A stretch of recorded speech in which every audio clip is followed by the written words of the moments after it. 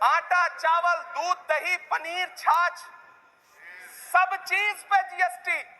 अरे ये फिल्में टैक्स फ्री करने वाले लोग कफन तक पर जीएसटी लगा रहे हैं और ये गरीबों की बात करते हैं। मैम, वो पुराने दिन जहां लोग एक दूसरे से मिलजुल करके रहते थे। मैम, इलाहाबाद, दिल्ली, कोटा जैसे शहरों में छोटे छोटे कमरों में अभावों के साथ पढ़ाई कर रहे युवा किताबों के साथ गल चुके हैं। उनके हिस्से अधेड़ अवस्था तो आई है, लेकिन नौकरी और रोजगार नहीं आया। हर साल 2 करोड़ नौकरियां देने का दावा करने वाली ये सरकार 10 साल में युवाओं को नौकरियां नहीं दे पा रही है। 20 करोड़ नौकरियों का बोझ है इस सरकार के कंधे पर। ये देश देखेगा, क्योंकि जिस ओर जवानी चलती है उस ओर जमाना चलता है। देश का युवा नाराज है, देश का युवा गुस्से में है। देश ये कैसा बनाया आपने, लूट कर पैसा बनाया आपने। देखिए जलते दिए भी बुझ गए, अजब दीपक राग गाया आपने। तुम्हारी फाइलों में गांव का मौसम गुलाबी है, मगर ये आंकड़े झूठे हैं, ये दावा किताबी है। नौकरी मांगने वाले नौजवानों पर लाठियां बरसाने वालों, आपने इस बजट में युवाओं को क्या दिया? आपने पुरानी पेंशन बहाली की मांग करने वालों को क्या दिया? सालों से अपने लिए छत तलाश रहे लोगों को आपने इस बजट में क्या दिया? और फिर आपको पूरी उम्मीद है कि पूरा देश आपके इस पेश किए गए बजट पे लहालोट हो जाए, तालियां पीटे, मंगल गान गाए। कैसे संभव है? मैं सदन में खड़ा होकर के इस बजट पे चर्चा करते हुए कहना चाहता हूं कि इस बजट में फुटपाथ पर रहने वाले, छप्परों में रहने वाले, झुग्गियों में रहने वालों के लिए क्या है, उनके लिए क्या है जो प्रधानमंत्री के किए गए वायदों की बाट जोह रहे हैं। कौन बताएगा कि 2022 में प्रधानमंत्री जी जो सबको पक्का मकान देने वाला वायदा किए थे उसका क्या हुआ? लोगों के सरों पर छत देने वाले प्रधानमंत्री जी के जुमलों से अलग उन्हें यह क्यों नहीं दिखता कि राज्यों में बैठे हुए उनके नुमाइंदे लोगों के सरों की छतें उजाड़ रहे हैं।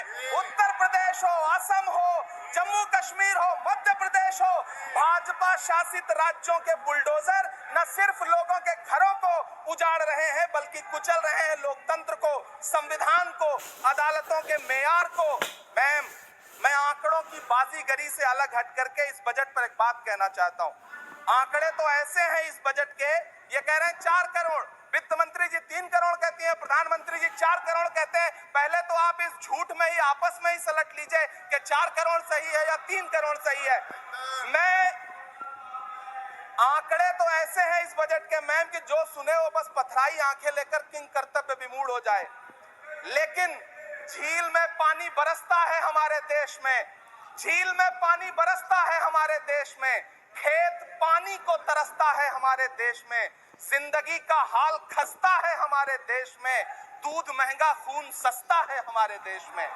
मैम, रोजगार, महंगाई, किसान, मनरेगा, पेट्रोल डीजल के दाम, गैस सिलेंडर के दाम, फसलों की एमएसपी की गारंटी, इन सब जन सरोकार की बातों से इस बजट का कोई लेना देना नहीं। हमारे ट्रेजरी बेंच के साथी हंगामा कर रहे हैं। मैं तो कहना चाहता हूं मैम, वो एक बार इनके एक नेता एक गांव में गए और उन्होंने गांव में कहा कि गांव वालों आओ, मैं तुम्हारी समस्याएं समाप्त करना चाहता हूं। गांव वाले इकट्ठा हो गए। नेताजी ने गांव वालों से कहा बताओ तुम्हारी 2 समस्याएं बताओ, मैं दोनों समस्याओं का यहीं पे समाधान करूंगा। तो गांव वालों ने कहा साहब हमारी पहली समस्या है कि हमारे यहाँ कोई हॉस्पिटल नहीं है। तो नेताजी ने मोबाइल निकाला, कहीं फोन मिलाया और मिला के फोन पे पता नहीं क्या कुछ कहा कि यहाँ गांव में हॉस्पिटल नहीं है, हॉस्पिटल तुरंत, यहाँ हॉस्पिटल चाहिए। गांव वाले खुश हो गए कि 1 मिनट में यहाँ हॉस्पिटल आ रहा है। अगली समस्या के बारे में उन्होंने, नेताजी ने गांव वालों से कहा कि मैंने आपकी पहली समस्या समाप्त कर दी, दूसरी समस्या बताओ। तो गांव वालों ने कहा साहब इस गांव में कोई भी मोबाइल का नेटवर्क ही नहीं है।